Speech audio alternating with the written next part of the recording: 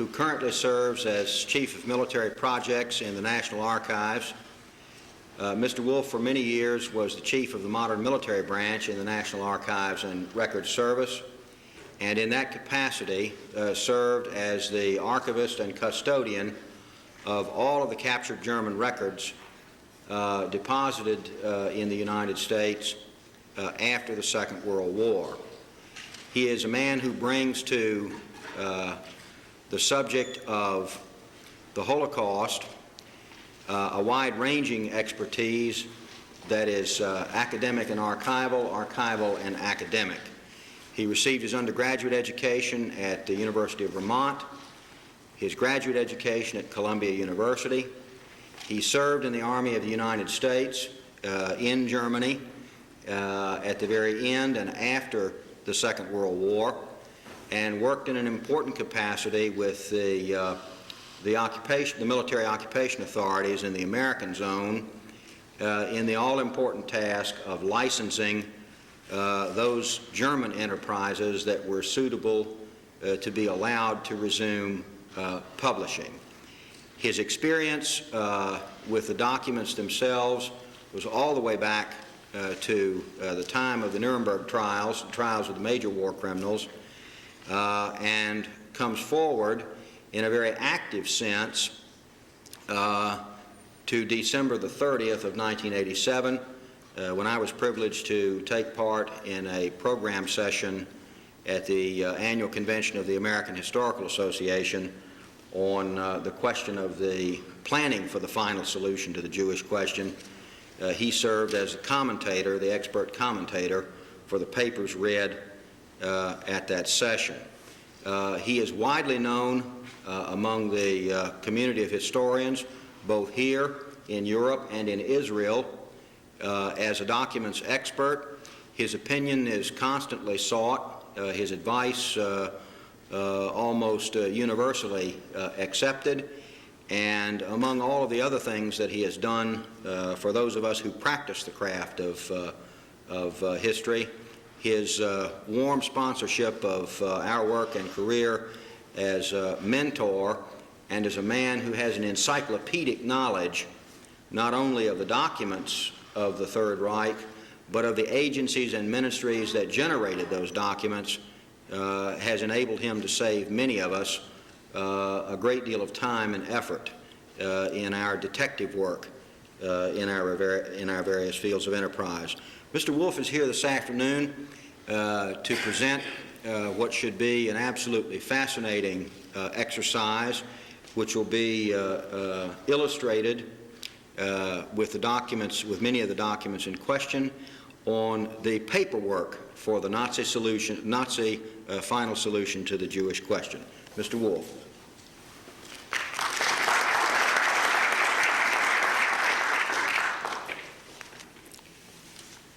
Listening to that long spiel about my career, my hair grew grayer and grayer, if it possibly can, and I was kind of looking for if I had left any Waldheimian gaps in my past that might later be detected, but you didn't get me serving in the Pacific Theater, and there were some atrocities committed there. I had nothing to do with them, of course. All of us are aware that there are some people who say that the Holocaust didn't happen. A hoax, or a myth, or even the very interesting word, an instrument. Instrumentalization, I think, is what some of the academics have been talking about. That is, that it is being used as a weapon in current affairs, current political controversy, including international.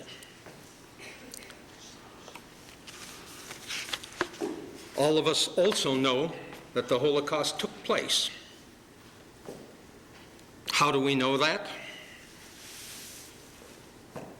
First of all, from the survivors, from literature of all kinds, articles, books, motion pictures, docudramas, fiction, as well as nonfiction. Someday, not only the survivors, but the bystanders, the liberators, so some of our knowledge, of course, including some of our motion picture knowledge, comes from the Allied soldiers who liberated concentration camps late in the war. But someday, the survivors and the liberators, bystanders, and even the perpetrators will all be gone. That generation will disappear. And then the only thing that future generations will have to go on, if there is any dispute of whether the Holocaust happened or not, is the documentary record. Now, what does the documentary record consist of? Memoirs, oral history, what people... I tell my war stories now, and they get better, and I get more heroic every year that goes by. We know that testimony in a court of law, you can get two people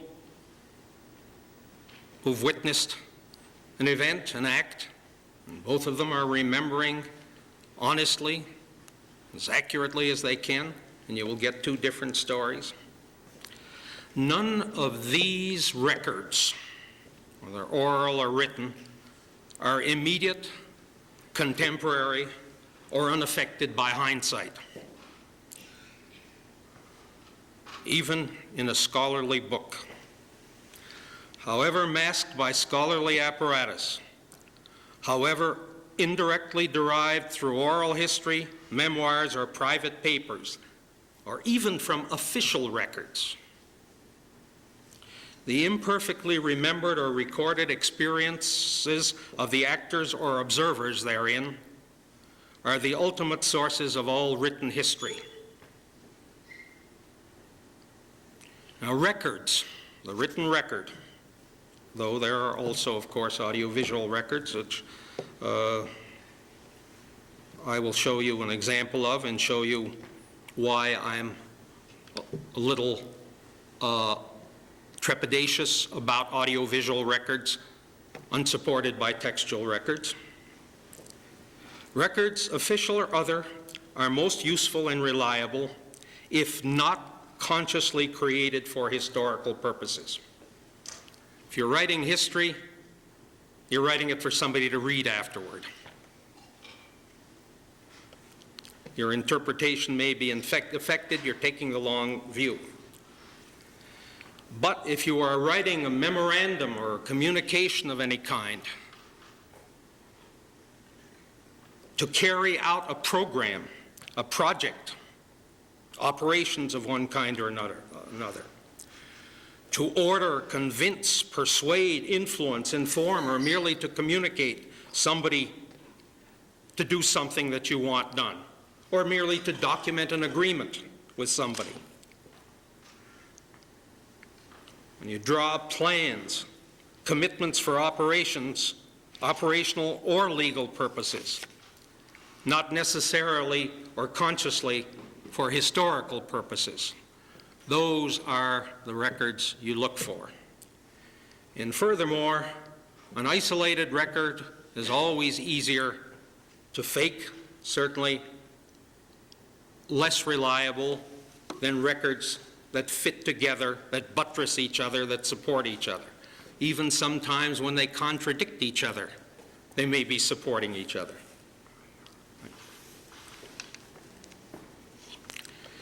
Now, the Holocaust, which I prefer to call the final solution of the Jewish question, to adopt the Nazis' own name for it, because that's what appears in the contemporary documentation. Holocaust is a word that is applied later, and to some who know the original meaning of the Holocaust as a temple ritual, they are unhappy with the use of the word Holocaust for the attempt to murder European Jewry. The Holocaust, final solution, was too vast an enterprise, too far-flung, involving too many people, though still a small proportion of the German population, to do without organization and communication, without paperwork, no matter how secret. And again, I will, if we have the time, give you some evidence of how secret the administrators of the final solution wanted to keep it. There had to be this tremendous amount of paperwork, and it was paperwork, and Lord knows, not created for the historical record. They didn't want to make a historical record. I'm almost quoting Heinrich Himmler on that point. But they needed that paperwork to get the job done. But the idea was to destroy the paper, and a great deal of it was destroyed. But enough of it survived, most tellingly at the highest level, in Heinrich Himmler's own records management system, in his own record center. A great deal of Himmler's records were destroyed, but a certain portion survived because he was trying to save them. We have in more recent history in this country people in high places who incriminated themselves because they couldn't bear to throw away the records of their activities. And nowadays, of course, if you operate in a computer and you think you've erased it, it doesn't necessarily stay erased. There is a recovery mechanism. We're talking about primary sources that are contemporary in fact and purpose. And when you are faced with a primary source, there are a number of tests. They've been called external and internal. An external test would be, can you recreate the life cycle of this piece of paper? Do you know who created it, or who drew it up, where it was filed, which is what an archivist means when he says records were created? If you find in my files a letter you sent to me, written by you, signed by you, and I file it in with other letters from you or with other letters on the same subject, that file was created by me, not by you. On the other hand, if you keep the carbon copy, unsigned normally, in your file, with a lot of other records you wrote, that's those same letters you wrote, those same letters were created by you. That's a peculiar terminology the archivists use when they say created. And that becomes important because very seldom will you find a correspondence signed in the agency on whose letterhead that was written. Obviously, paper and ink, things that you bring in experts to examine, those are external evidence of whether a document is authentic, whether it was drafted or written or sent at a certain time or a certain place by a certain agency. But beyond that, and very important, is if you're dealing with an agency, you can even have it with an individual who creates a lot of paper, what their paperwork practices are. Do they normally sign in a certain place? Do they normally file in a certain way? Do they use stamps to show over whose desk the record has crossed, and so on? Marginalia, signatures, initials, so on. Then the internal evidence. You look at a document and say, okay, this is an authentic document. I've run it through the external tests. It was written by so-and-so to so-and-so, Oswald Pohl to Heinrich Himmler, for example. Then you begin to ask the questions about the internal evidence. How true is the content as opposed to as differentiated from the context? You say, who wrote this? Do they write it for the record or just for immediate use?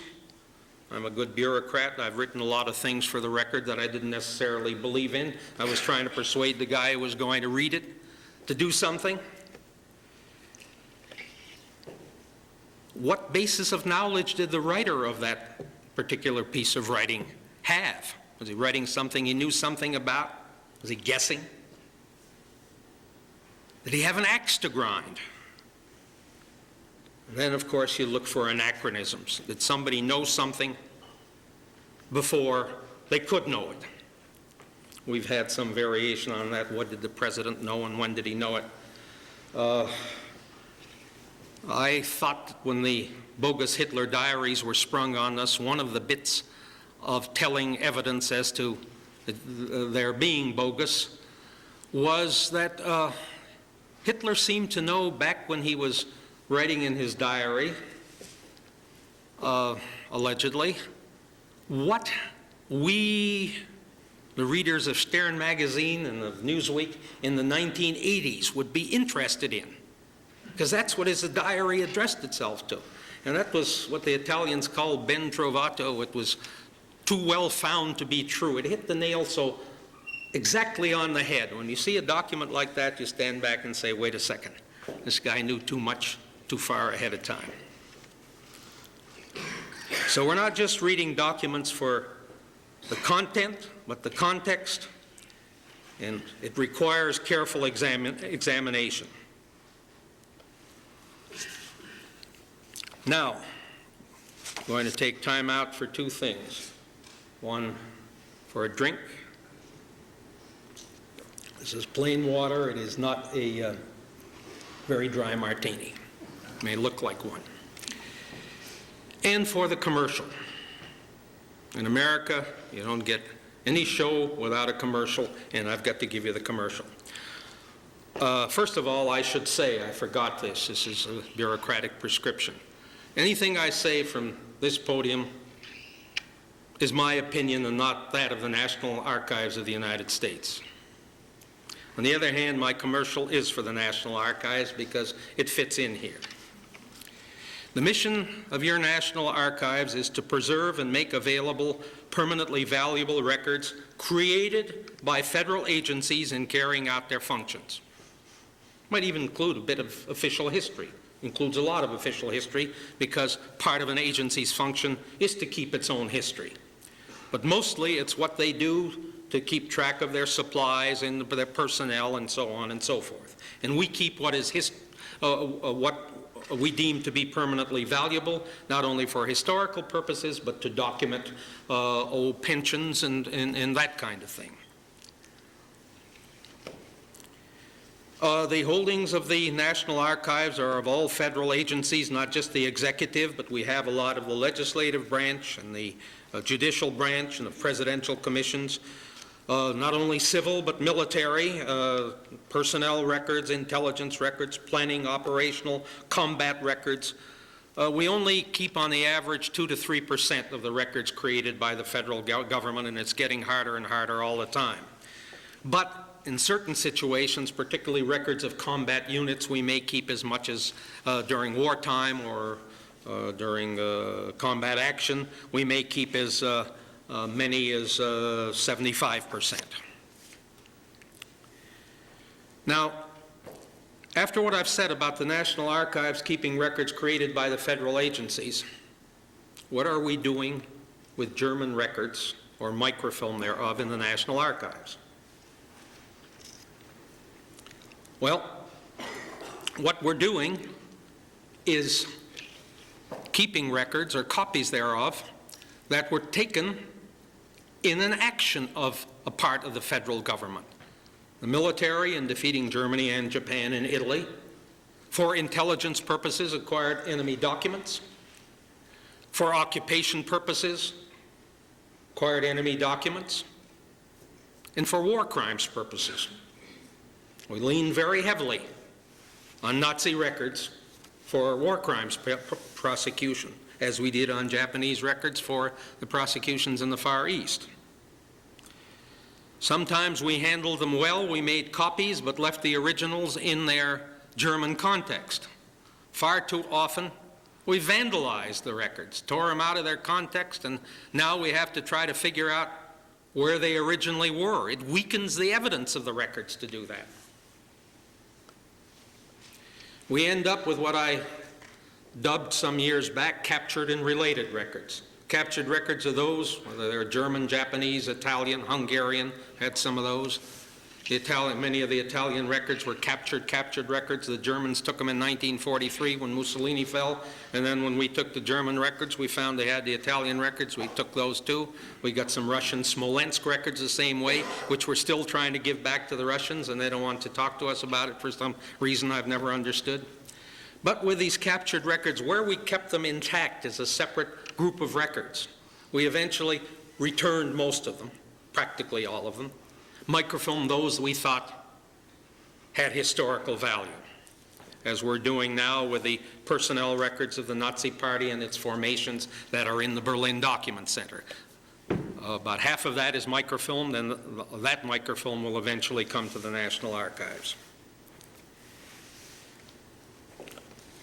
So however, where we took documents in the Nuremberg trials are the best example, and took the documents and vandalized them, tore them out of context, and in some cases even marked them up. And archivists and historians hate anybody marking up a record beyond its contemporary creation, contemporary use and filing. It's all right to put filing marks on that, because that tells you something, as I've been pointing out, about the authenticity of the records. But those records that we did take and use as part of the war crimes records and intelligence records and incorporate into American records, we have kept. We'll give the Germans microfilm of those, and have, but we've kept the originals because they have now taken on an additional life. They very often have a Nuremberg stamp on them, and it would be kind of undoing some history to try to put them back in the German archives, or the Japanese. Well, we did relatively little with the Japanese. Now, of the vast number of German records, and on microfilm alone we got about 25,000, and of another 25,000 microfilm rolls, running anywhere up to averaging maybe 800 frames, running as high as 1,200 frames on a roll. And so far, among the related records, this is heavily the Nuremberg war crimes, but also German records in the United States Strategic Bombing Survey, we probably got upwards of 30,000 rolls of microfilm in the National Archives. And you can come up at any time and go into our microfilm reading room, and there's a copy of each roll there if somebody else isn't using it, and you can use it from 9 in the morning till 10 at night.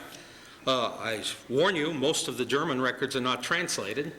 The Nuremberg records are heavily translated, badly for the most part, but then they were working from day to day and didn't have time to polish their translations. But we have no Holocaust records in the National Archives per se. A lot of people think we do. We probably have more records of the Third Reich and more Holocaust records in one place than anywhere, including in any of the individual German archives. But they are scattered among the war crime records, among military intelligence records, G2 and OSS, Office Strategic Services, CIC, counterintelligence. We've got intercepts among others, Hitler's communications. If you know the Ultra story, you know that we were intercepting and vast amounts of German military and strategic communications, and using that to win the war. There are obviously records relating to the Holocaust in State Department records, the whole business of who could, allowing refugees to come in or not allowing them to come in, sticking to the quotas or not. Immigration and Naturalization Service, obviously. The Treasury, particularly when the War Refugees Board gets set up, and Henry Morgenthau, as Secretary of the Treasury, is also getting involved in rescue operations. Justice Department, the alien property records. FBI, not only looking into the German-American Bund, but also, as has been disclosed in recent years, following a lot of refugees, keeping track of Franz Werfel and Bertolt Brecht,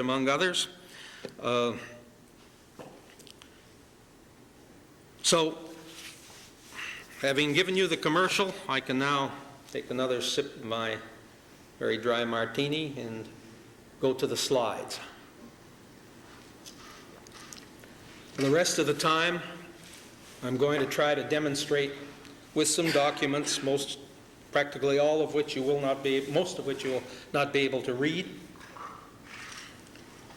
I also warn you that, as my wife would tell you, technology, even this simple technology, defeats me, and I tend to go backward when I should go forward, and I get lost between my papers and the screen. So this may limp along a bit, but we'll do our best. Are we going to dim the lights now? I hope I'll be able to read what I've got here.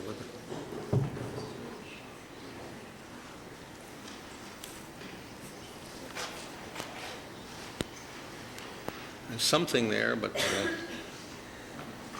either my glasses have messed it up or...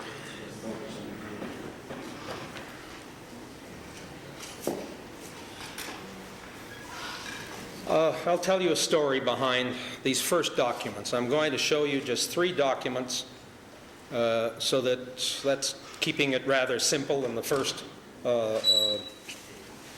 instance. That buttress themselves, but there's a story behind this.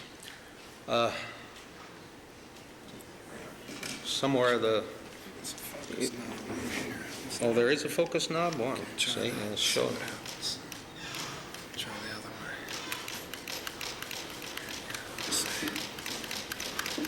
way. Getting there? Yeah, hold your hand on it till it gets there. Oh, I see. Oh, fine. See what I told you about technology? Also, one must have an educated thumb. In 1960, when I first started to work with the captured records for the American Historical Association and the old torpedo plant in Alexandria, where we had just tons of captured German records, we had a visit in 1960 from the German prosecution staff. They were beginning to seriously prosecute Nazi war criminals. And their statute of limitations was about to run out, so they indicted about 400 or more people, so that if they found the evidence, they could prosecute. And they came over here to find the evidence because we were still sitting on it, classified. We were complaining they didn't do anything about their war criminals, but we were sitting on the records that they needed to make the cases. I was working in the SS records, in fact, in the Reich Security main office records, which are a favorite of the gentleman who introduced me. Particularly Reinhard Heydrich headed that until mid-1942. And they were still classified, but we were declassifying them if we could identify anything the German prosecutors could use. Before they left for Germany, they were only here about 3 weeks, they gave me some idea of what they were looking for. About a week later, in some records of a SS unit in Poland, in the Lublin area, I ran across this document. I won't translate it yet. Those of you who can handle German and who can see it will realize that it is quite a striking document. But it is a prosaic document. It was not written for history. It was written in the U.S. Army, we'd call it a statement of charges. I got a damaged equipment. I have to explain how it got damaged or lost equipment. I found that document about 2 days later in another file of the same SS unit in the Lublin area. I found this list. Oh, I should go back really and say I had trouble reading that signature. According to the then German habit, and still to a certain extent, no type signature and no first initial or first name. That's just the last name. It looks like Miller, but I wasn't sure. And that's not enough to indict and convict on. I found in another file this list, and lo and behold, there's Mr. Miller, George Miller, with a weapon number. This is a list, another prosaic document of weapons issued. Let's go back again. 6682. See that up there in the line, the title line there, damage to weapon, rifle number 6682. There's 6682, and it belongs to Miller, who's a member of that outfit. And then I found later on, when they have retreated, this is in January 44, they are totting up what happened to equipment and weapons, and this is a statement that the following weapons were lost. And it lists again 6682. And then here's the translation of that first document. Damaged weapon, rifle number 6682, during the resettlement of Jews taking place in Travnicki on November 3rd, 1943, I was slapped in the face and slightly injured by a Jewess. Since this person was preparing to strike me again, I found it necessary to defend myself and hit her on the skull with the butt of my rifle, whereby the stock was slightly damaged. The damage itself is negligible, the stock slightly split, and does not interfere with the firepower and safety in the slightest, which is demonstrated by use or in use at the conclusion of this incident. There's the whole case right there. Well, it turned out that Corporal Miller was one of the people on the list of those indicted beforehand so that statute of limitations wouldn't run out.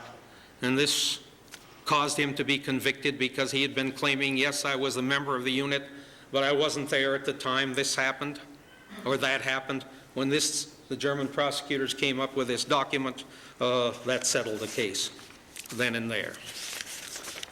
If any of you are wondering what he meant when he said that the firepower was still intact, in use, since she was preparing to strike him again, he used the weapon, and it fired.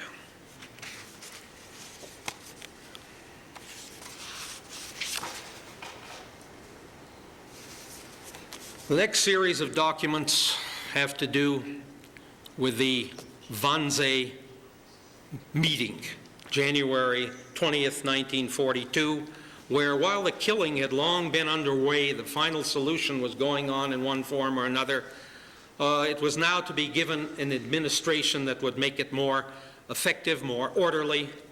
And Himmler and actually Goering had instructed Heydrich some years back to handle a final solution, or to handle, yes, he called it the final solution with a variation in the term.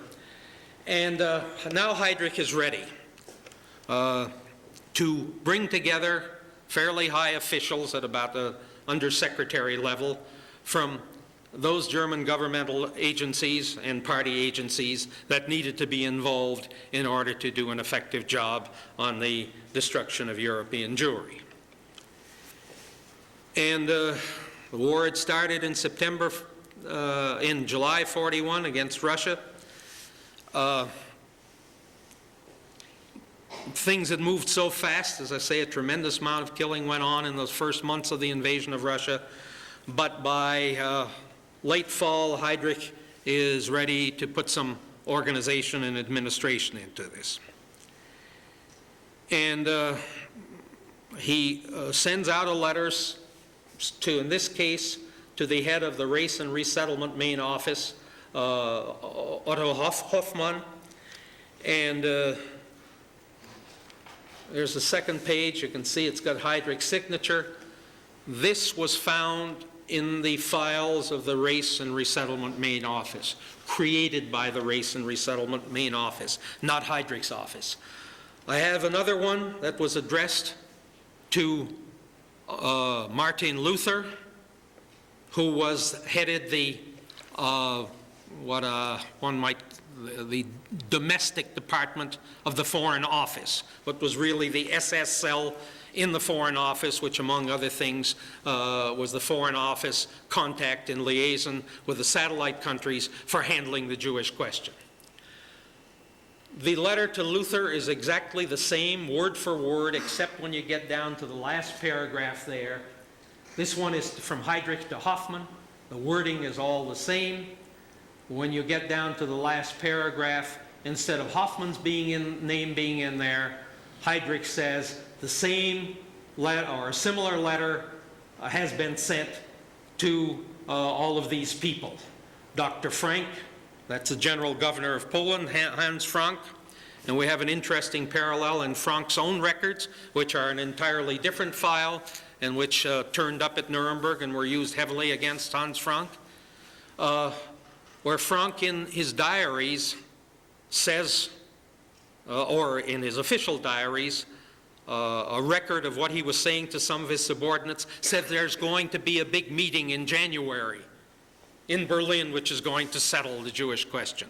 So in Hoffman's files, in the Foreign Office files, that's Luther's files, and in Frank's files in the general government, you've got corroboration that Heydrich called a meeting. What makes this document interesting to me and shows that it's a working document and certainly not written for the record, for history, is the notation on the side and the scratching out. It says that by telephone, the address of the meeting was changed. The location of the meeting was changed from one building to another in the Wannsee area. Here is Hoffman's reply, and notice that in Hoffman's files was Heydrich's signature. In Hoffman's files is his filed copy because the signed one went to Obergruppenführer Heydrich. And he says, I got your invitation and I'll be there. Now, something happens. Heydrich writes to Hoffman saying, you know that I had to postpone the meeting, which was scheduled for a date in December, because of what happened in December. We were all too busy elsewhere, engaged in other things. I assume that Pearl Harbor had something to do with it. And he says, we've rescheduled the meeting for January 20th. Here is a companion letter to Luther. And you can see the stamp of the Foreign Office, that it was received in the Foreign Office. It's signed by Heydrich. And it's a letter about the postponement. Now here, I better check and make sure I'm looking at the right one. That's where one has to be a juggler to try to use slides and paper.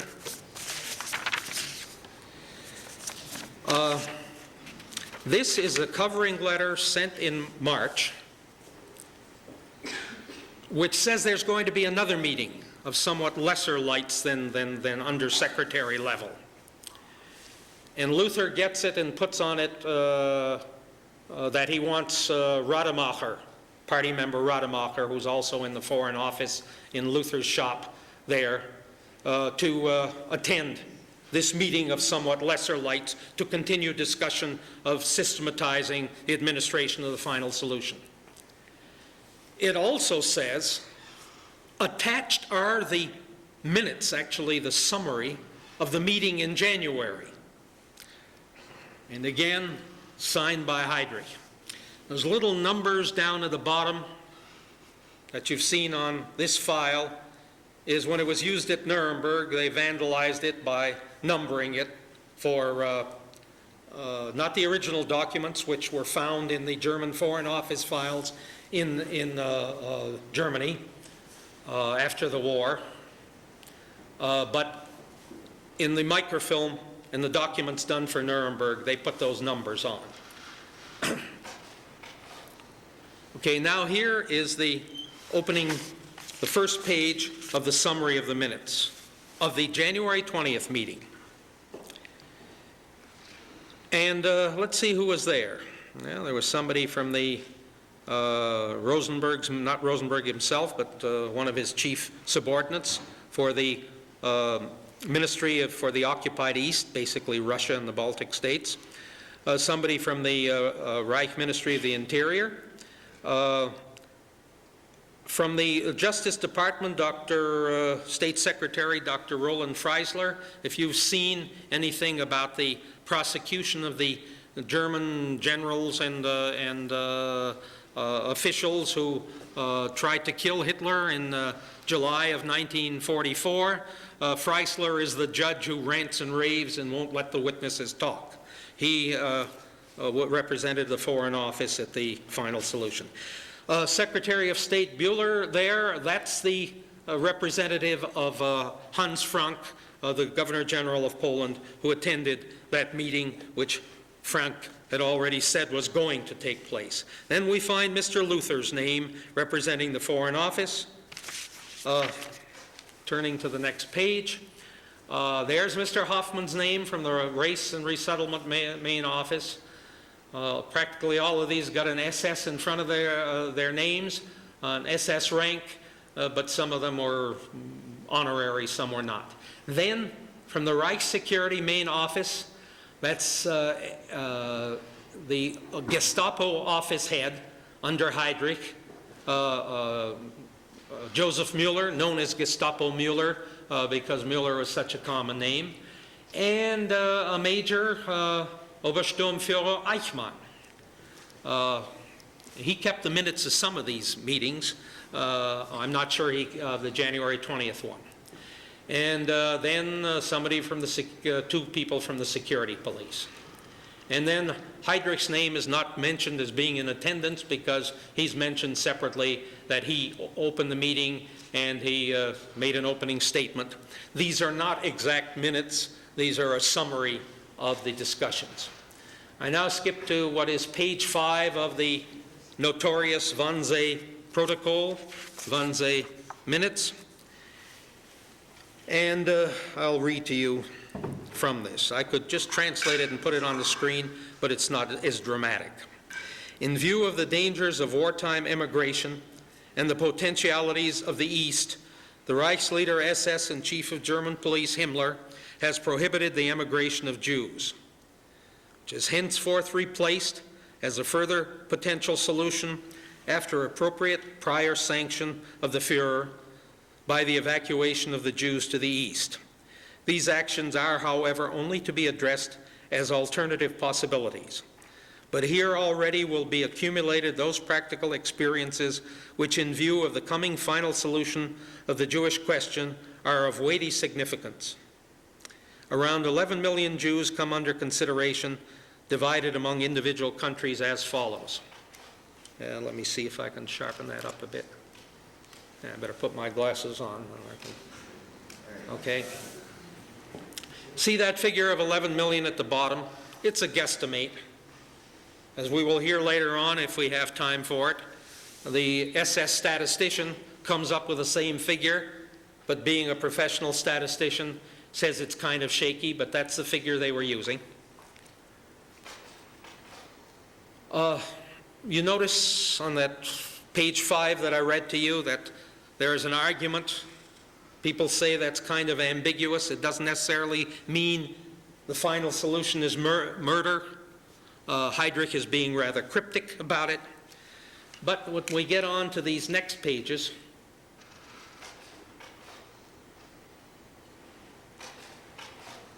I went too far, 8 and 7 and 8. Heydrich goes on to say, Jews shall be assigned to work in a suitable way in the East. In large work gangs, separated by sex, Jews capable of work will be brought into road construction, whereby undoubtedly a major part will fall out through a natural attrition.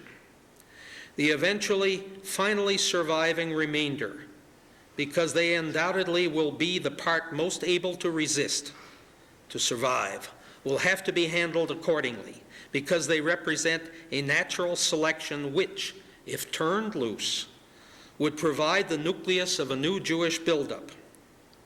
And then he goes on to say, Europe will be combed out from west to east. The evacuated Jews will first be brought group by group into so-called transit ghettos, from there to be transported to the east. What do you think transported to the east means? If you're going to have only a remnant surviving, and that remnant will be so dangerous because they will be so tough that you've got to do away with them.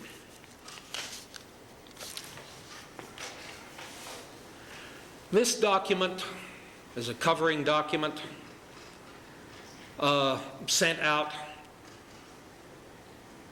was sent out, wait a second, with a covering document announcing another meeting in October. The meetings in March and October dealt mostly, since the liquidation of full Jews was settled, what you do with mixed breeds. And they never did settle that problem because there were some family intertwinings that made a lot of the Nazi officials a little reluctant to have it go too far. Full Jews or half Jews who were identified with the Jewish community were considered full Jews. That was settled by the time of the Wannsee meeting. But these other two meetings. The reason I show this, it shows who attended. As I say, they're all lesser lights. It's no longer at Wannsee. The March and the meeting and the October meetings were both in the Prince Albrechtstrasse in the Reich Security Main Office headquarters. But if you will see up at top, the top right, it says 20 copies. And it says this is copy 3, I think, next to the stamp that says this is a top secret matter. On the important January meeting, it's listed as 30 copies, and the Foreign Office copy in that case was the 16th copy. In this case, it's the 3rd copy. We've never found any other copies than these two, the 16th copy of the January meeting and the 3rd copy of the March meeting. And we found them in a much larger file called The Final Solution of the Jewish Question, which begins in late 38, early 39, and goes to mid 43. It's the file the German Foreign Office kept on the final solution. So at least the domestic or inland branch under Luther and his successors knew what was going on. But a skeptic, a revisionist, that's a polite term, I won't characterize any further, said the Wannsee Protocol's got to be a fake because sure you would type in how many copies there are, but the individual copies are normally written in by hand. And I had to agree that was true. But if you're only looking, as most people have, at the Wannsee Protocol, the 15, 16 pages document, which is the important one of the key Holocaust documents, and you don't look at it in its record context, then you won't see that this much less important document,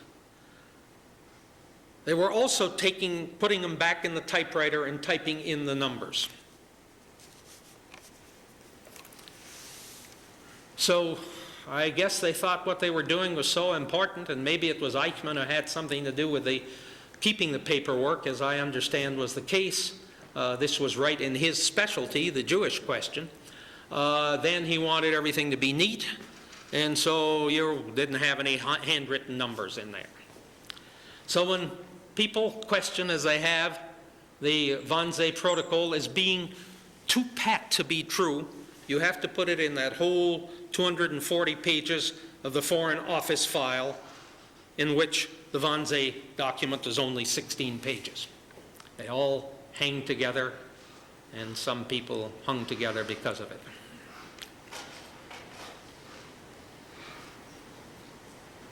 Okay, I believe we have come to Mr. Korher. And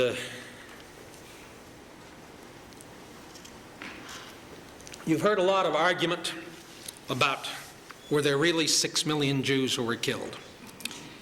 And the revisionists like to focus on that and say, oh, that's exaggerated. Figure is much too high. And there are some of the key people key experts on the Holocaust who are anything but revisionists, who say that 6 million was a sort of a round figure, and the best we can come up with is maybe 5.25, 5.5, if it makes any difference. But there are some who say that no more Jews died than died anywhere, when you're considering the wartime exigencies, typhus, that kind of thing, and that the Jews had to be kept under surveillance and in concentration camps, just like the British did with the Boers at the early in the 20th century. Well, how are you going to determine an accurate figure if you weren't keeping track? In many cases, people being led right into the gas chambers were not being kept track of.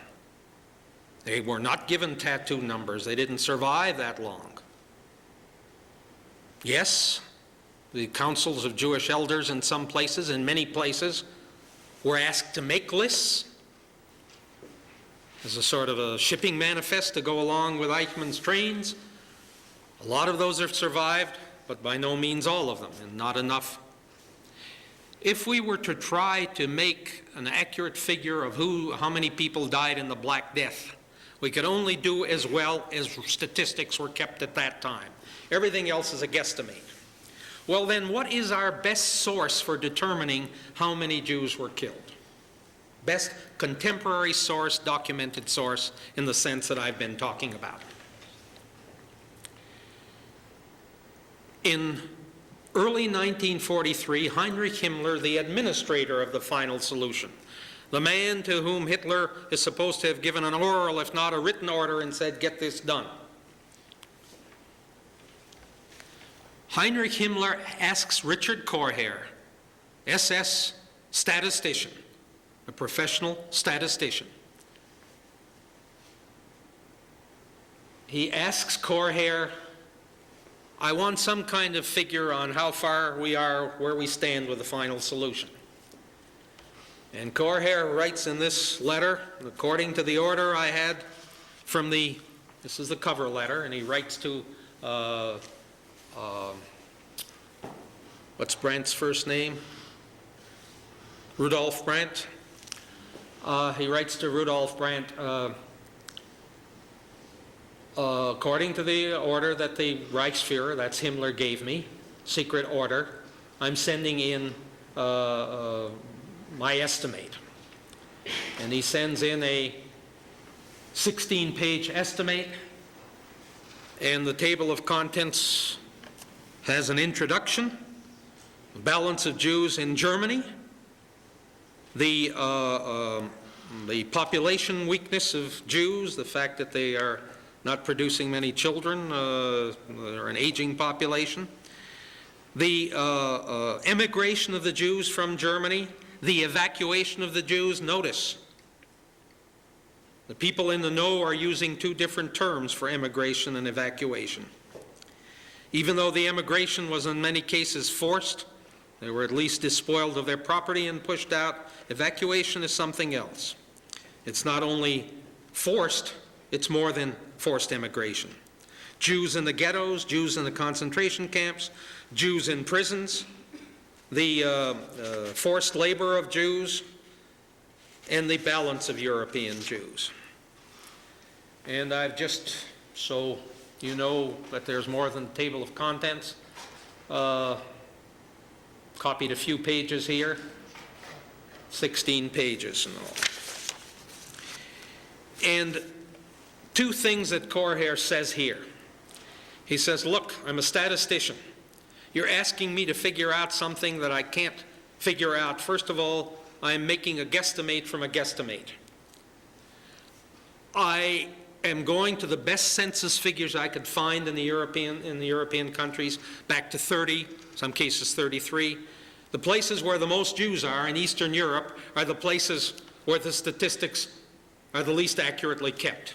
In some countries, Czechoslovakia, for example, Korher doesn't say this, but I say this, it was an enlightened country. They didn't register Jews as Jews.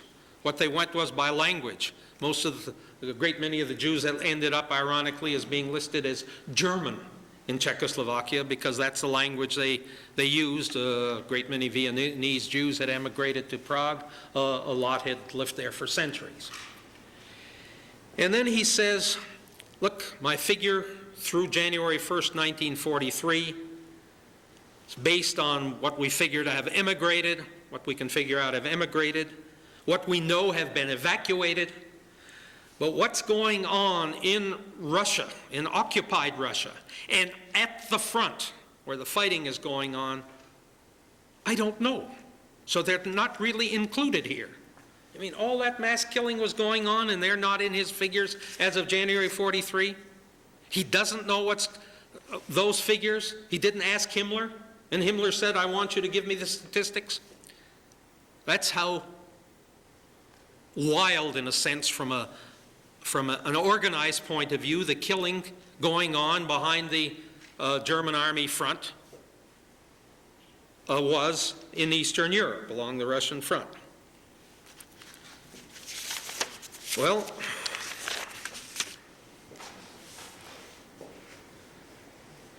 Korher writes another letter saying, my recent report, 16 pages on the final solution, which I had been asked by the Reichsfuhrer to present to him, asked orally by the Reichsfuhrer, or ordered orally, to present to him. I am now asked, and am presenting, a 6.5-page summary because he wants to show it to the Fuhrer, to Hitler. And he again points out that it's a guesstimate from a guesstimate, and then goes on. I guess I only used 1 page of that.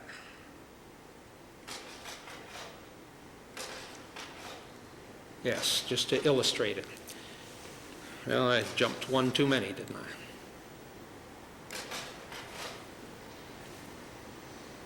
Page 7. There's the first page, or the cover page. All right, and what he says in the terser form is the same thing. But I want to read his peroration there. In some European Jewdom since 1933, and I'm translating as literally as I can, and to give you the flavor of the way the Nazis talked or wrote. In some European Jewdom since 1933, that is in the first decade of National Socialist extension of power, has lost almost half of its stock. By the way, this second report is updated to April 1st, 1943. It's one more quarter than the earlier report. Thereof, again, only a half, that is a quarter of the entire European amount in 1937, have flowed to other parts of the world. Thus, Korher's estimate of over 10 million Jewish population of Europe in 1937, by April 1943, over 2.5 million had already disappeared, not including the uncounted and uncountable part of the deaths of Soviet Russian Jews in the occupied eastern territories, and those in the remainder of European Russia and along the front, entirely omitted. And at least 200,000 of Korher's estimated 750,000 Hungarian Jews still to be shipped to railroad by Auschwitz for immediate liquidation from May to July of 1944, and an equal number of his estimated 302,000 Romanian Jews. Himmler's chief statistician, despite far greater direct access to information on the fate of Jews in Nazi-occupied Europe than any of his professional colleagues had then or will ever have, admittedly based his guesstimate on the difference between his uncertain estimate of the number of Jews living in Europe in 1937 and in 1943. His last available calculation of missing Jews was a minimum of 2.5 million, plus at least 1.5 million Soviet Russian Jews, with 2 more years of war and at least 400,000 Hungarian and Romanian Jews still to come. It is therefore not surprising that unbiased post-war estimates range from 4 to 6.5 million, neither figure susceptible of proof or disproof, a discrepancy, however, of staggering human cost but of no moral difference. Mr. Korher is still in business, and what he has here is, I'm trying to turn the pages, and instead I pump with my finger. That's what's called coordination.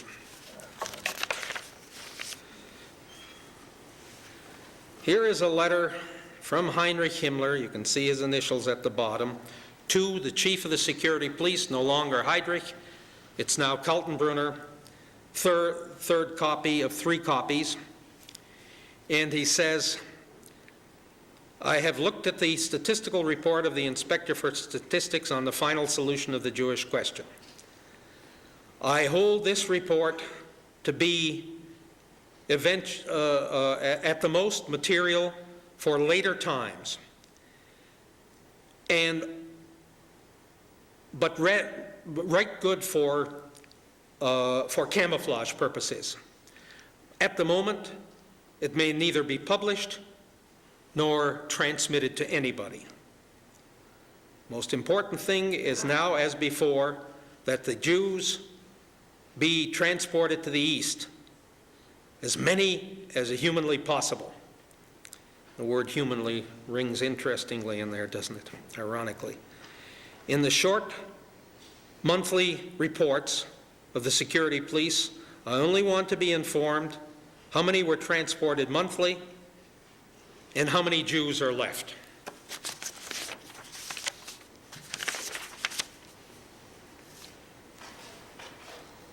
Here is a communication from Rudolf Brandt. You can see his initials down there, to Korher, saying, the Reichsfuhrer, that's Himmler, has seen your statistical report. He desires that in no place that special treatment of the Jews be mentioned. On page 9.4, it should read following: transportation of Jews to the eastern provinces and to the Russian East.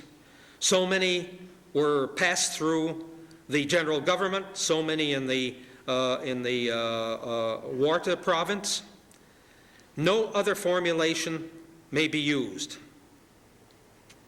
I am sending back the copy of the report so that page 9 may be changed accordingly. The handwriting at the bottom says that the original has been handed over on April 9th to Dr. Korher, and then the next document comes back as a covering note from Korher saying, I've made the change and I am returning the report attached. The documents fit together. Does it tell you how many million Jews were killed? No, but it tells you that millions were done away with, and that's the best source you will ever find. It's Nazi paperwork for the purpose of keeping track of an operation. Now, if somebody in charge will take a look at the time and tell me how much time I have left, I will. 5 minutes? Well, I don't know whether to go to Auschwitz or to go to the Auschwitz is, well, let's see what we can do quickly here. There is an aerial photograph taken of Auschwitz on June 26, 1944. If you take a look at it, it was taken by a South African photo reconnaissance outfit flying out of Foggia, Italy.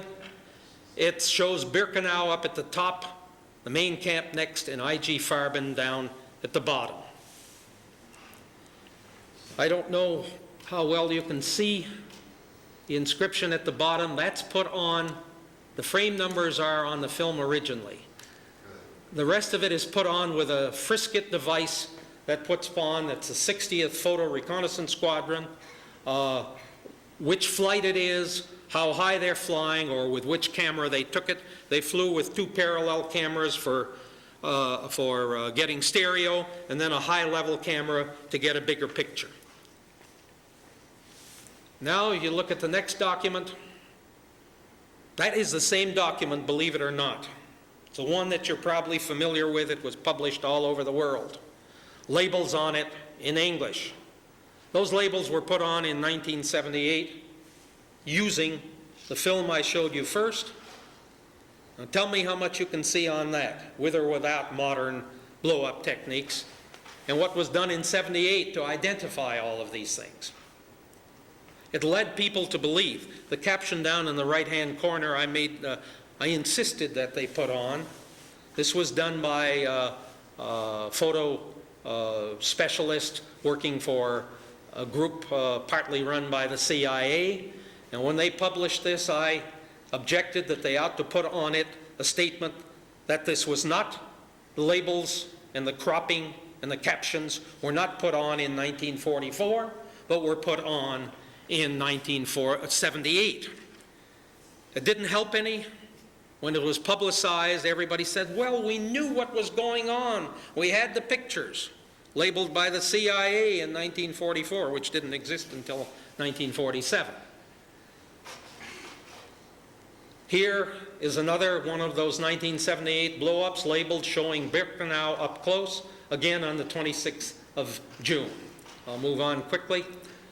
This is a print from the reel of aerial photography that we still have in the National Archives in its pristine state, its original negative. And the prints were made from that. And it shows Birkenau, the murder part of Auschwitz, up in the corner there. What was done with that? That's on August 25th, 1944. What was done with it? Well, this was done with it. And a blow-up of that, where you can actually see prisoners, we think they are pretty sure they were from the Lodz ghetto, heading toward the gas chamber crematorium combination. Now I want to go back to that. That's the biggest blow-up we have with modern technology in 1978. You can see the gate is open to one of the crematoria, and the group is heading across the tracks to that open gate instead of the closed gate down below. When these photographs, labeled caption photographs, cropped photographs, were published, one of the things I objected to is that they didn't have any contemporary textual documentation. This is one of every photo analysis that was done as quickly as possible after the photography, aerial photography, was brought back. Prints were made and analysis was done. This is a photo analysis for the pictures taken over Auschwitz on August 25th, 1944. But they also show, this is paperwork practices, numbers there, that better? Shows what frame numbers they analyzed.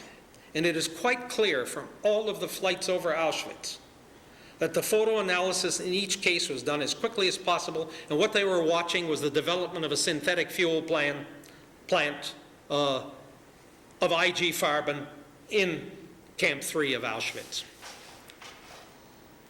In fact, this is the kind of work they did with it, drawing the designs of the synthetic fuel plant. Now the question is why we didn't bomb Auschwitz. What we were doing in our strategic bombing strategy was to bomb oil installations because they knew the Germans were depending on more and more on synthetic fuel, and they could build all the planes they wanted. If they didn't have the synthetic fuel or the tanks they wanted, they couldn't fly them, they couldn't run them. And that was a strategic decision made. It's not true that we couldn't reach Auschwitz. We'd already been reaching Blechhammer from Italy, which was farther north, but Blechhammer was a synthetic fuel plant already in operation, and we were pounding that.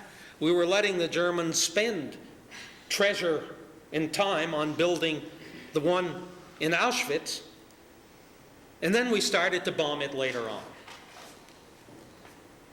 But an interesting thing here, this is the cover letter.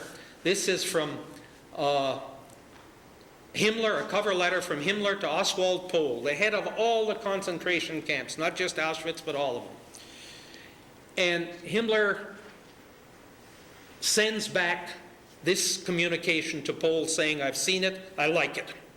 And what Pohl says is, back in October, we talked about greater security for Auschwitz. And he said, in November I began, and what I have done is that I have taken 3 I've broken it up into Auschwitz into 3 camps, and I've set up certain security areas. He also goes on to say how many, in each camp, how many inmates there are, whether they're men or women, including Auschwitz II, which is Birkenheim, the murder mill area. And there is the Pohl's signature. Pohl writes in May of '44 to Himmler, "You could have taken this communication and looked at the aerial photograph of Auschwitz taken by Allied photographers, and it would have been as good a description of what you were looking at as you could have asked for. Created," remember the archival word, not only in 2 different files, but in enemy files. There was no way at that time, except by capture, and we weren't that far along yet, we could have to put together Nazi records and American or Allied aerial photography.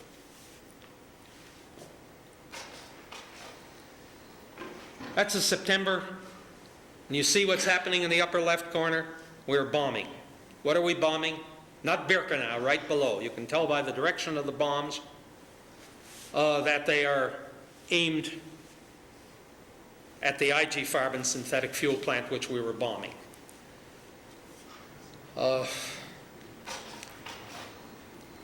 That's in December, I believe, yes. You see the snow cover. After the dismantling of Auschwitz had begun in November, the Russians were getting closer. And that's in January, all taken by our aerial photography. But this is one taken by the Germans in December, when they were still there. Why were they photographed? This is a captured German aerial photograph. Why were they photographing there? Well, the assumption is, my assumption is, that they wanted to see what it looked like before they had to leave, whether there was anything else they could do on the ground, I suppose, to camouflage. Or here's one taken by the Germans, I believe, in early February, February 19th. The Russians went in January 25th. This is again Auschwitz, Birkenau, both cases Birkenau, though that isn't all they took. Actually, the only reason the Allied photographers got Birkenau is because they opened up wanted to photograph the synthetic fuel plant in Camp 3, but they opened them up early so as not to miss anything. And we got what aerial photographers call a bonus.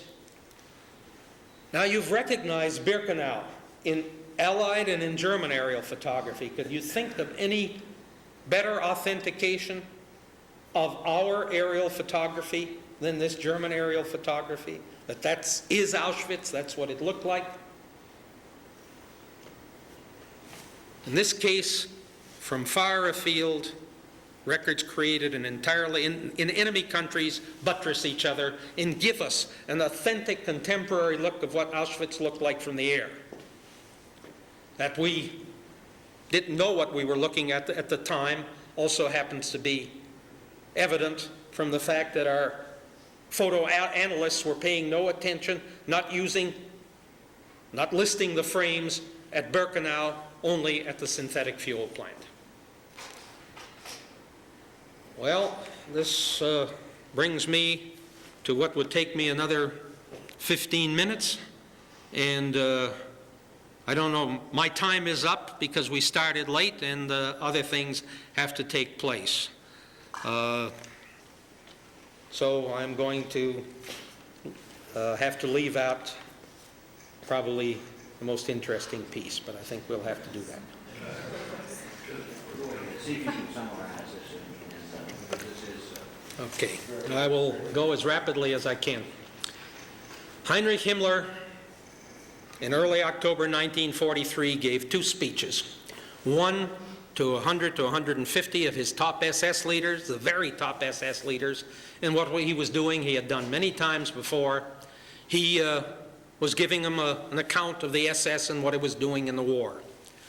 This one ran to 100 pages, double spaced. Of these, the pages I'm running through now, about 6 pages, covered the final solution. Here are Himmler's notes, about 12 pages for that 108 pages. On page 9, there's one word in the midst, and the notes correspond with the large type transcript.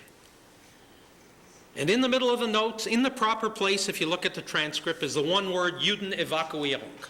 I've interlarded it a bit with typing, and all of that, his notes fit the speech. Then we found this. This I have only on microfilm. The original's back in Germany. The other was a Nuremberg trial document. And written up in hand, this is the transcript from the wax disc of the October 4th, 1943 speech.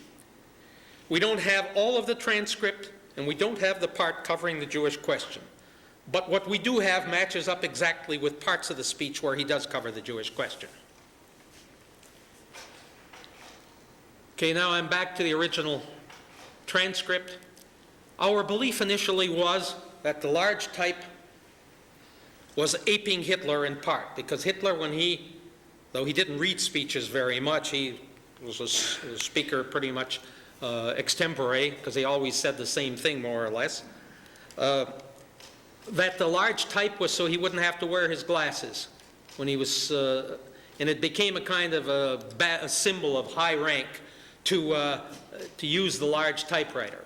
And we thought Himmler was doing, at one time it was thought that Himmler was reading from the transcript. But when you look away from this large type and look at the wax transcript from the wax disc, which isn't anywhere near as fancy, you see that there were some changes made. But then, was there somebody going to play the tape for me?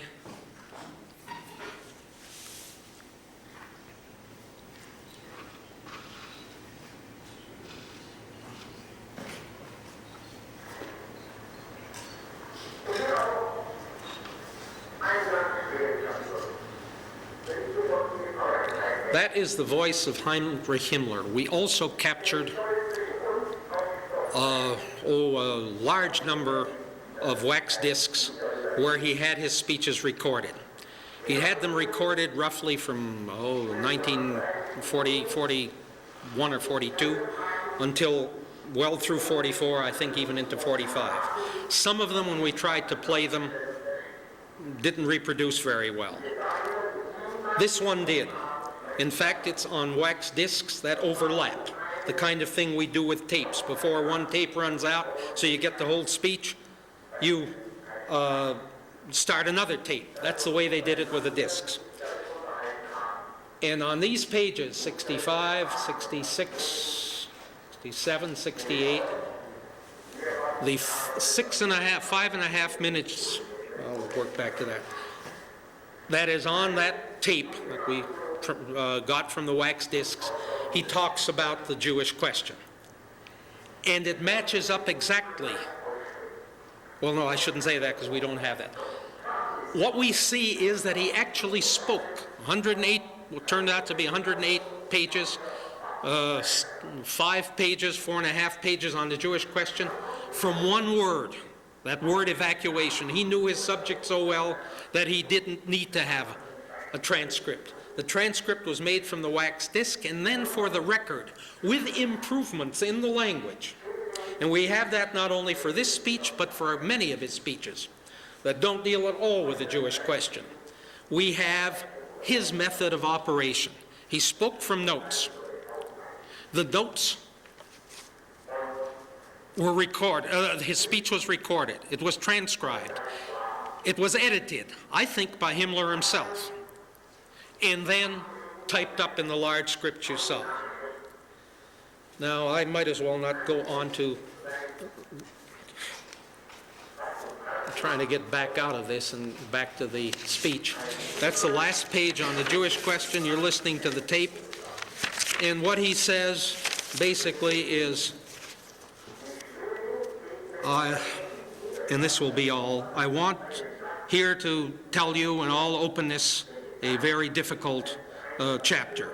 among us, it should for once be spoken out quite openly, and in spite of that, we will never talk about in public. We can probably turn that off now. Now you believe me that I've got Heinrich Himmler's recorded voice, of which I'm now reading a translation of the transcript.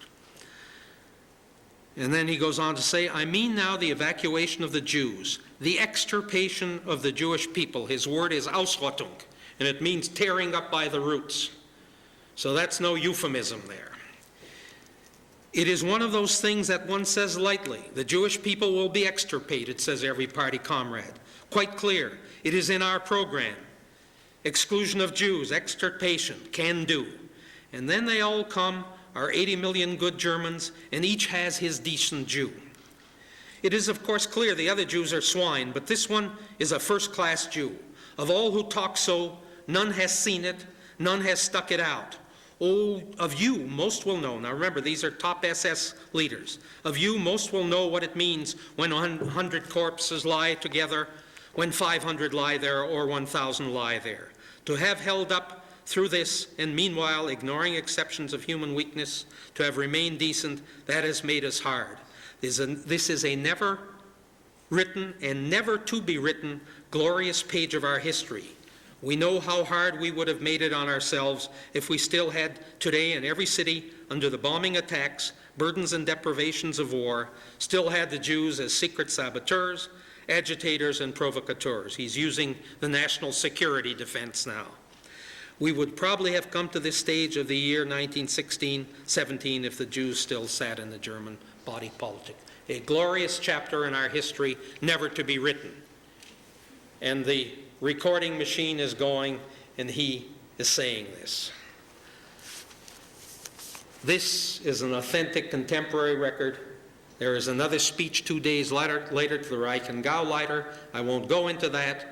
And that one, he even talks about women and children, why they had to be destroyed too, because otherwise the children would grow up to take revenge. It's a marvelous Hobbesian approach, isn't it? You declare who your enemy is, no matter how frightened and willing they are. You kill them because they are declared the enemy, and then, of course, because any of the survivors or their friends will want to take revenge, you've got to kill them too. So if anybody ever asks you whether the Holocaust happened, you tell them you got it out of the mouth of the administrator of the final solution, Heinrich Himmler, buttressed by documentation that fits together in every way, including that he writes notes for most of his speeches. You have the large type transcripts, and you have recordings for most of the speeches. If I had to give one proof that the Holocaust happened, that would be it. And you see why I didn't want to leave it out. Thank you.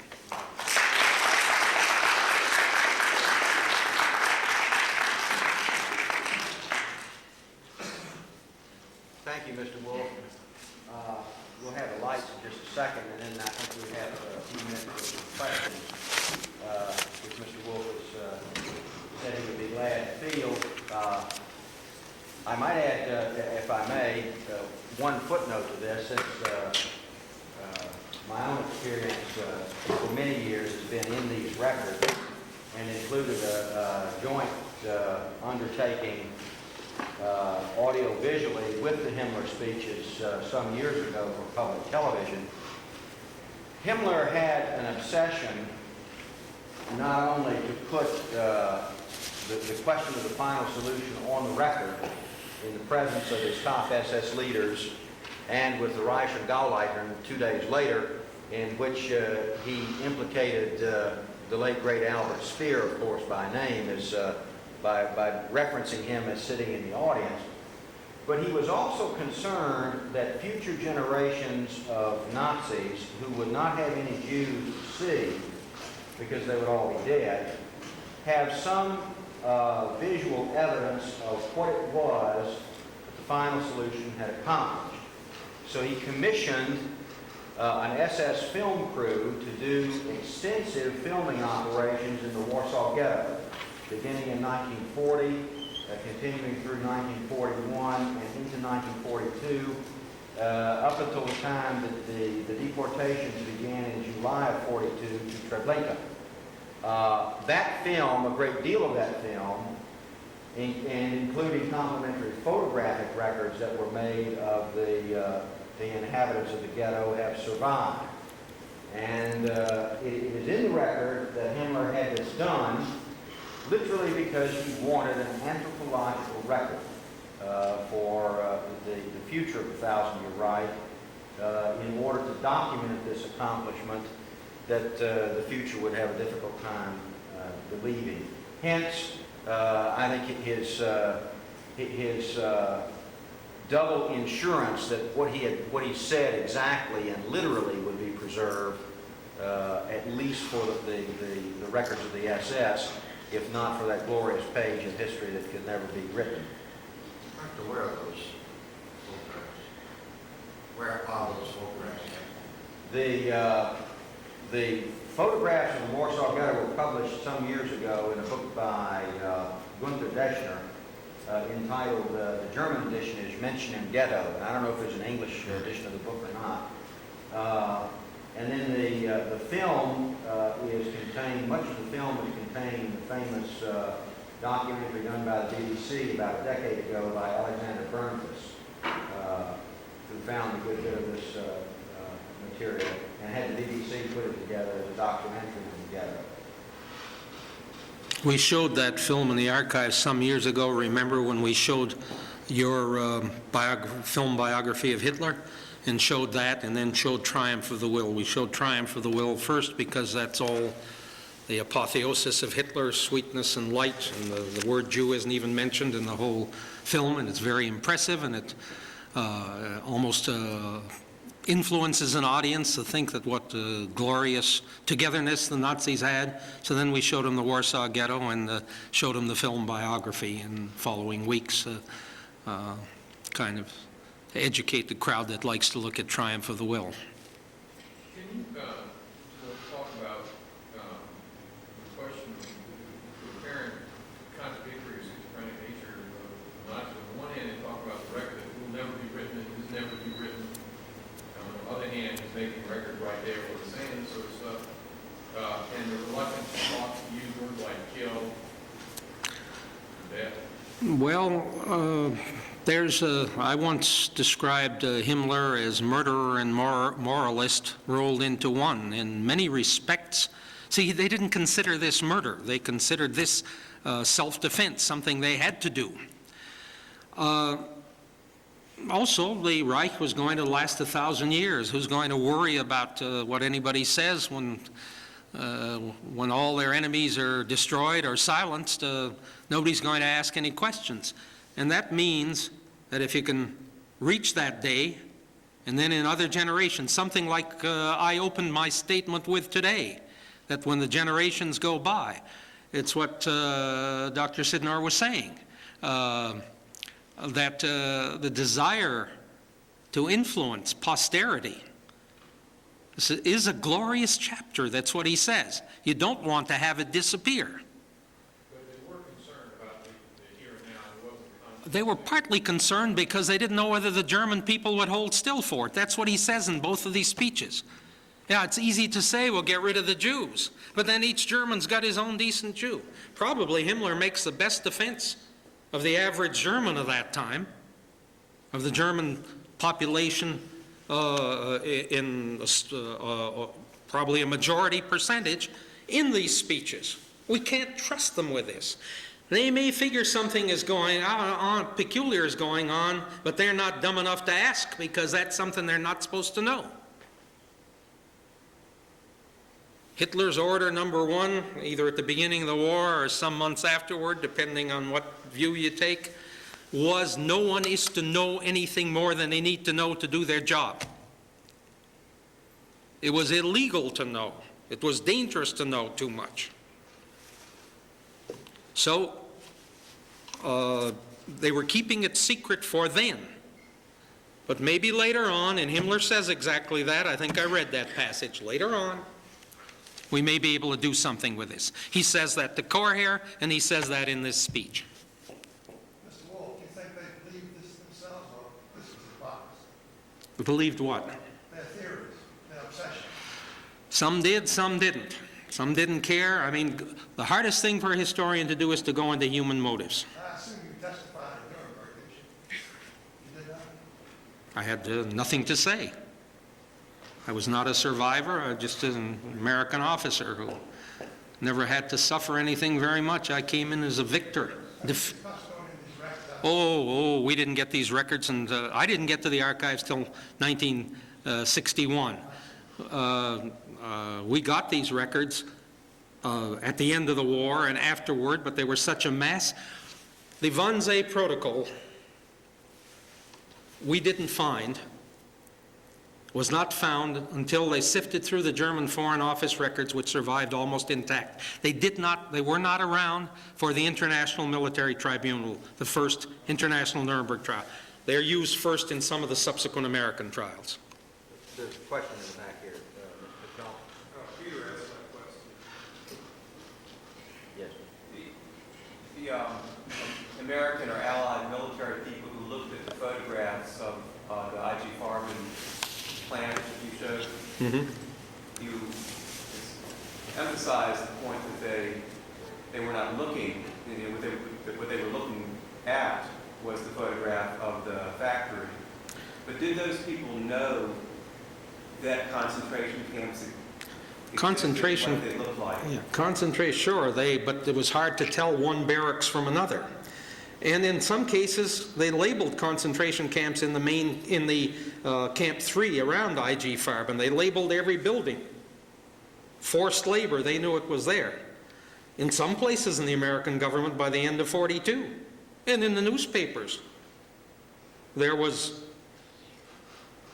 fairly, not entirely hard evidence, but evidence between soft and hard about mass murder, but a few people wanted to believe it, and there wasn't much we could do about it anyway at that time, except win the war. But in a sense, you have to realize what was going on. You sent out a reconnaissance squadron on mission. They would fly up from Italy. Their first target for photography might be somewhere in northern Italy, still in German hands. Then they'd go up through Austria, take something there, then on up to Auschwitz, and then on up to Blechheimer, farther north inside Silesia. They were photographing as much as they could on that flight. They'd come back, they would be debriefed on what they had seen, but mainly they were concentrating on keeping their cameras going properly. The aerial photography was turned over for development, for printing, to the photo analysts. The important thing was to look at it and make your analysis as soon as possible, turn it around in 2, 3, 5 days at the most, so that then further missions could be sent out for more photography or for bombing or for strafing. Sometimes the cloud cover was so bad that some of the targets didn't show up very well. All of this was done in a rush, and all of it was done with equipment far inferior to what we had in 1978. Nobody was putting this all together. Intelligence comes from a mosaic operation, putting together piece by piece.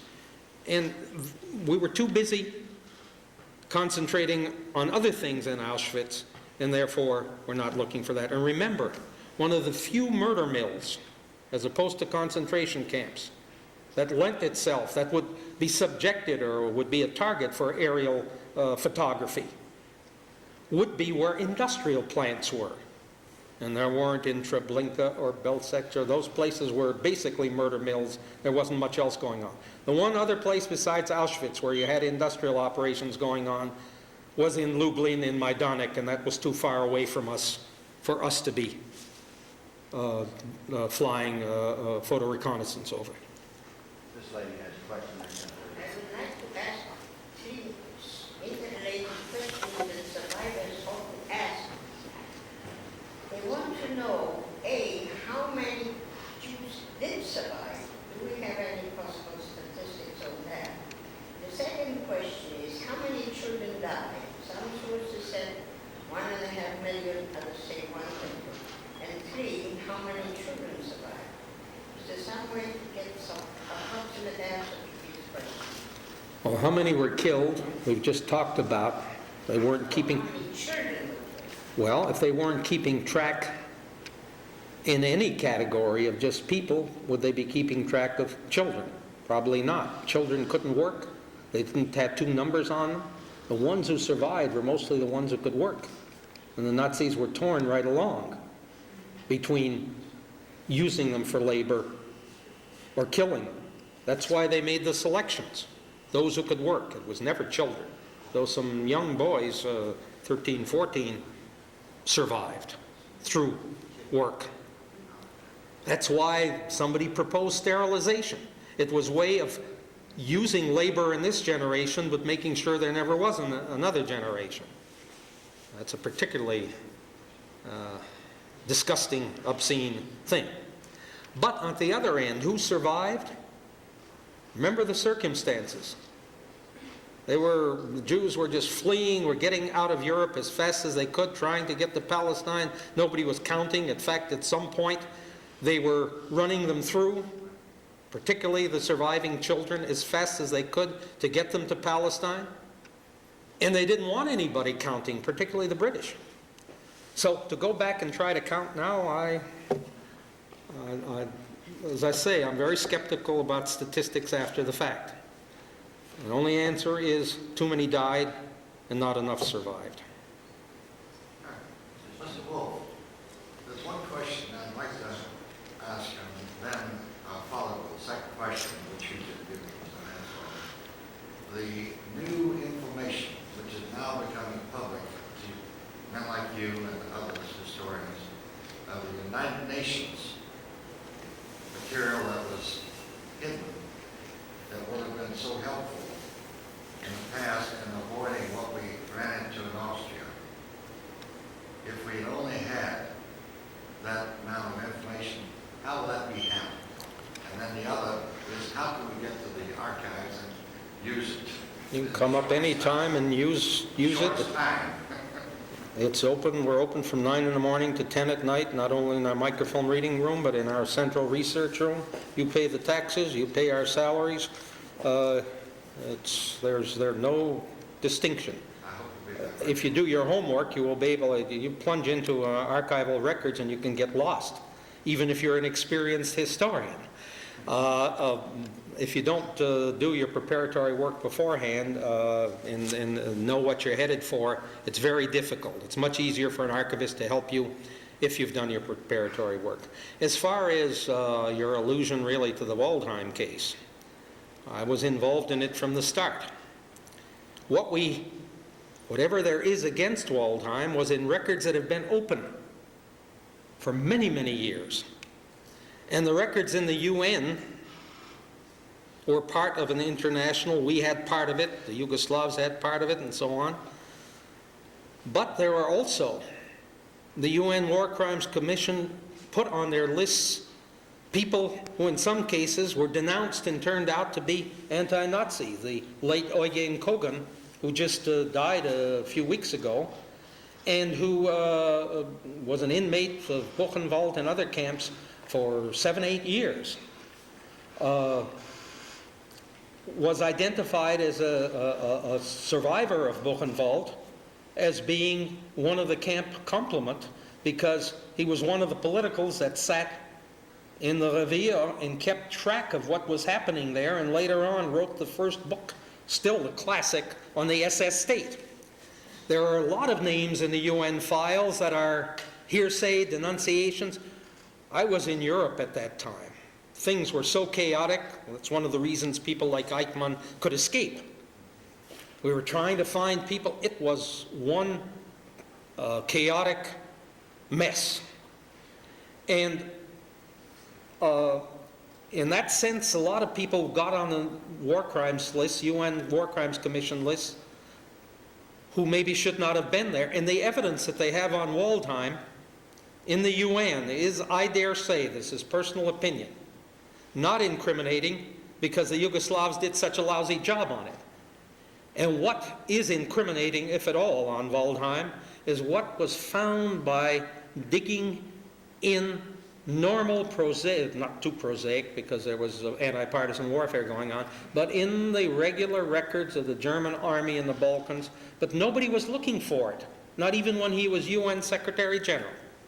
First phone call I had said, "What do you have on Waldheim?" And I said, "As far as I know, nothing."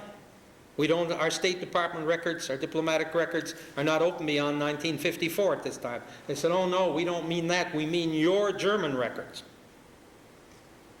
So I said, I don't know. Nobody has ever looked on that subject that I know of. I said, you know, can you give me any particulars? And they said, yes, he served in the Balkans. I said, in what units? They said, we don't know, he served under General Lahr. I said, well, that was either the 12th Army or the Army Group E. That'll be about a dozen to 20 rolls of records. Come and look for yourself. And that's, nobody was looking before. That's why we didn't find anything on Waldheim. You had to know what to look for. You had to cumulatively put it together. And then it's still an uncertain question as far as criminal activity. Regrettably, I must bring this session to a conclusion. Perhaps if there are one or two questions you might ask us a little privately as we exit, since we've got to keep reasonably behind schedule. Thank you all very much for your attendance.